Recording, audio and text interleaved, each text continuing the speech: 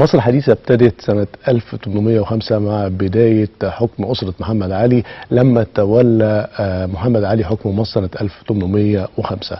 ومنذ ذلك التاريخ فضل هذه الأسرة تحكم مصر لغاية سنة 1952 لما ترك الملك فاروق مصر بعد ثورة يوليو 52. طبعا الفترة دي كانت فترة سريعة جدا بالنسبة لمصر، حصل فيها أحداث كبيرة جدا. أسرة محمد علي كان ليها تأثيراتها القوية اللي ما زالت موجودة مع مصر حتى هذه اللحظة. محمد علي مؤسس أسرة محمد علي، هو القائد العظيم واللي نقل مصر من موقعها في هذا الإقليم إلى خارج الإقليم لغاية لما وصل الجيش المصري في آسيا الوسطى. ناس كتيرة بتحب هذه الفترة، من ضمنهم إنسان حب إن هو يعمل حاجة توثق فترة أسرة محمد علي، وبالتحديد الفترة الخاصة للملك فاروق. الأستاذ عمرو أبو سيف اللي موجود معانا النهاردة، بنرحب بحضرتك. وقمت بتوثيق هذه الفترة من أسرة محمد علي اللي هي الخاصة بملك فاروق بالتحديد، مش كده؟ أيوة تمام. يعني ليه تم التركيز على فترة الملك فاروق رغم انها فترة تعتبر مش كبيرة بالمقارنة لتاريخ أسرة محمد علي اللي ابتدى من 1805 لغاية 52؟ هو الأول زي ما حضرتك قلت، هو فعلا أحب إن أأكد إن محمد علي فعلا كان ليه فضل كبير في بناء مصر الحديثة، لأن فعلا في عهد محمد علي دخلت مصر مجالات ما كانتش موجودة قبل كده. بالنسبة لاختيار الملك فاروق تحديدا، الملك فاروق تعرض لظلم شديد من بعد، أنا هسمي حدث انقلاب، يعني من بعد انقلاب يوليو تعرض لظلم شديد، تعرض لتشويه عن عمد، صور في كل وسائل الاعلام انه شخص فاسد، انه ملك فاسد، في حين الحقيقه مش كده، يعني بل بالعكس، احنا يمكن الفساد اللي شفناه من بعد يوليو 52 تجاوز كل اللي كان شفناه او سمعنا عنه ايام الملك فاروق، وخاصه ان معظمه كان اكاذيب. يعني الملك فاروق كان بيعتبر بالنسبه لمصر نقطه فاصله، لان بنهايه عهد الملك فاروق انتقلت مصر من ملكيه لجمهوريه. الملك فاروق زي ما بقول لحضرتك اتعرض لظلم شديد. انا لاحظت ان هو مع الاسف اجيال كتيره من اللي طالعه جديد ما تعرفش حاجه عن الملك فاروق. يعني يمكن عارفين محمد علي كاسم، يعني لان يمكن حتى في المناهج الدراسيه بيركزوا على محمد علي اكتر من الملك فاروق. يعني لاحظت ان هو ملوش موقع على الانترنت، في حين ان لقيت شخصيات تانية كتير ليها موقع على الانترنت، وملك مصر ملوش. يمكن أسرة محمد علي تعرضت يعني شخصيات الحكام بتوعها تعرضوا لجدل كبير جدا، مش الملك فاروق بالتحديد. يعني يعني لو مسكنا مثلا شخصيات زي خديوي اسماعيل او الخديوي توفيق او محمد سعيد باشا، هذه شخصيات كشخصيات مثيره للجدل وشوهت ايضا. بس هو ولكن الملك فاروق مش عارف، يعني هو جه طبعا على اساس ان حصل الثوره 52 عليه. ليه ما اخترت الشخصيه من الشخصيات اللي فاتت دي واخترت الملك فاروق؟ الملك فاروق اولا انا ما هو ده برضو ده في سبب يعني انا حابب الشخصيه في الاساس، بالاضافه الى ان الملك فاروق او عصر الملك فاروق متوفر فيه مواد كتير ممكن استخدمها في الموقع. يعني بعكس مثلا الحكام اللي قبل منه من اسره محمد علي، ما كانش فيه برضو يعني وليكن الصور مثلا. يعني الملك فاروق طبعا في عهده كان في صور كتير، في فيديوهات كتير، كان متاح مواد اعلاميه كتير ممكن تفيدني. يعني الملك فاروق اكتر بالنسبه يمكن الاجيال الجديده يعتبر اقربهم معاصره. يعني بعكس ما اتكلم عن الخديوي اسماعيل او الخديوي توفيق او كده، ده يعني بعيد شويه. الملك فاروق اقرب. يعني برضو وسائل الاعلام يمكن الملك فاروق اتعرضوا ليه في بعض الاعمال الفنيه اكتر من اي حاكم برضو من اسره محمد علي اكتر، فالملك فاروق في الذهن اكتر من الاعمال الفنيه دي كانت تتفق، يعني كانت تتوافق مع شخصيه الملك فاروق، ولا كانت لا طبعا عكس؟ لا طبعا عكس. هو يمكن العمل الوحيد اللي انصف فعلا الملك فاروق بنسبه كبيره هو مسلسل الملك فاروق. فعلا كان للمسلسل لعب دور كبير في عقول الناس بالنسبه لاعاده النظر في شخصيه الملك فاروق. ده حقيقي فعلا يعني. انما طبعا الاعمال اللي قبل كده كان معظمها اعمال بتتعرض بشكل هامشي جدا.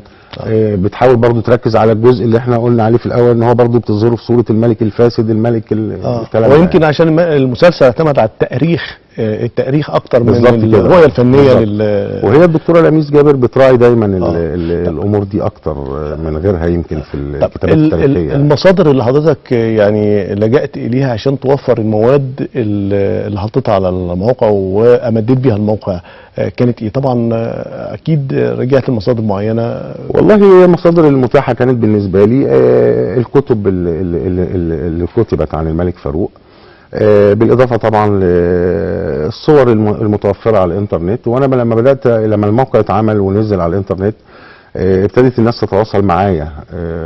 يعني في ناس كتير عندها رصيد كبير من الصور على فكره، وفي ناس في مصر النهارده عندها حاجات كتير قوي عن الفتره دي محتفظه بيها في بيوتها. بس في ناس ابتدت تتصل بيا وكانت بتبعت لي دايما صور. في بعض افراد من العائله المالكه بيتصلوا بيا وبعتوا لي فعلا مجموعه من الصور كاهداء شخصي لموقع الملك فاروق يعني. انا بحاول اتابع بقدر الامكان، يعني بحاول ابحث عن اي موضوعات جديده تفيد الموقع يعني. بس يعني هو عدد زوار الموقع قد ايه لغايه دلوقتي؟ لا هو الموقع انا الحقيقه مش حاطط، ما بتابعش عدد الزوار لان ما عنديش انا يعني ما اللي يفيدني في الموضوع ده. لكن انا عارف ان الموقع عليه ضغط، عليه يعني متابعه كويسه. وهو الموقع ليه بيج على الفيسبوك وليه جروب برضو على الفيسبوك. البيج بتاعته تعتبر اكبر بيج ملكيه على الفيسبوك فعلا. يمكن اكبر من صفحات يمكن خاصه ببعض افراد العائله المالكه نفسهم يعني. يعني ايه ابرز الموضوعات اللي بيتم تداولها حول الملك فاروق على الموقع على سبيل المثال؟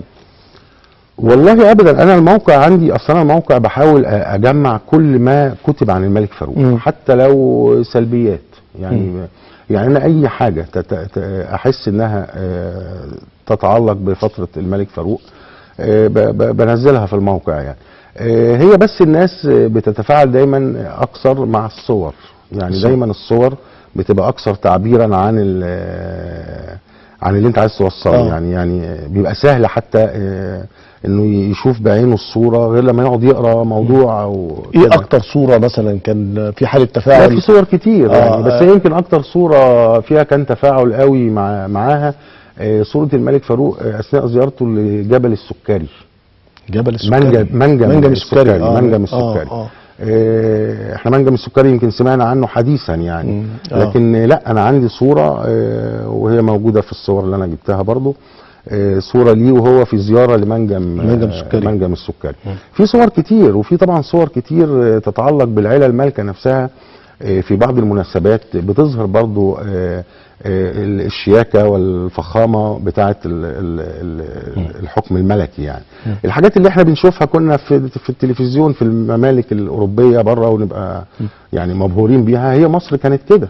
هو انا بس عايز يعني معلش اوجه رساله للمسؤولين في مصر النهارده بعد ثوره حصلت في مصر. يعني بوجه رساله للدكتور محمد مرسي، بوجه رساله للحكومه ان يجب ان احنا نهتم بالقصور الملكيه اللي طالتها يد العبث فعلا خلال الفتره اللي فاتت على مدار سنين طويله.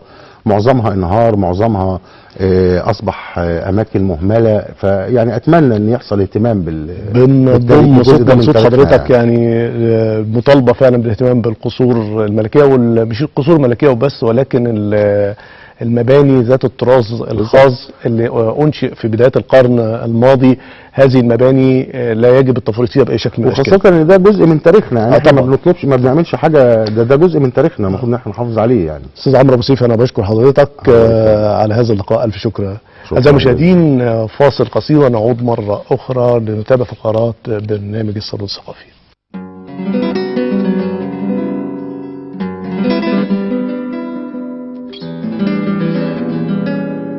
يقع متحف قصر المنيل بجزيرة روضة المنيل، وعلى شاطئ النيل يطل متحف الأمير محمد علي المعروف بمتحف قصر المنيل، زاهيا بجماله بين بقية المتاحف التاريخية في مصر، حيث يعد أهمها على الإطلاق، فهو يعبر عن فترة هامة من تاريخ مصر الحديث، ويعكس صورة حية لما كانت عليه حياة الأمراء، أمراء الأسرة الملكية السابقة، أسرة محمد علي.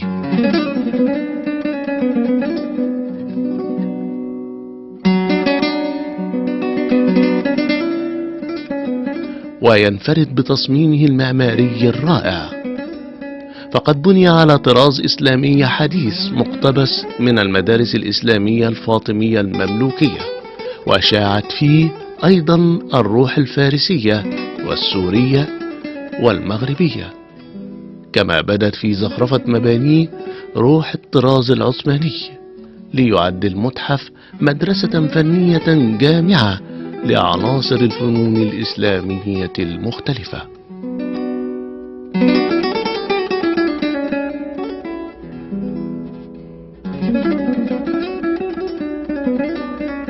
وصاحب القصر هو الأمير محمد علي ابن الخديوي توفيق، وشقيق الخديوي عباس حلمي الثاني. ولد في القاهرة عام 1875، وتوفي خارج مصر عام 1954.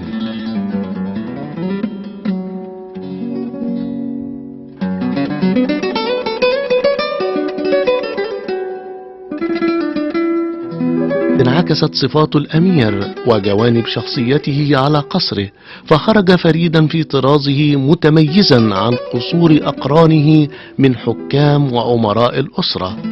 وقد بدأ في تشييده عام 1901، فبدأ بسرايا الإقامة، ثم توالى بناء باقي سرايا وأقسام القصر. ووضع الأمير جميع التصميمات الهندسية والزخرفية، مشرفا بنفسه على التنفيذ.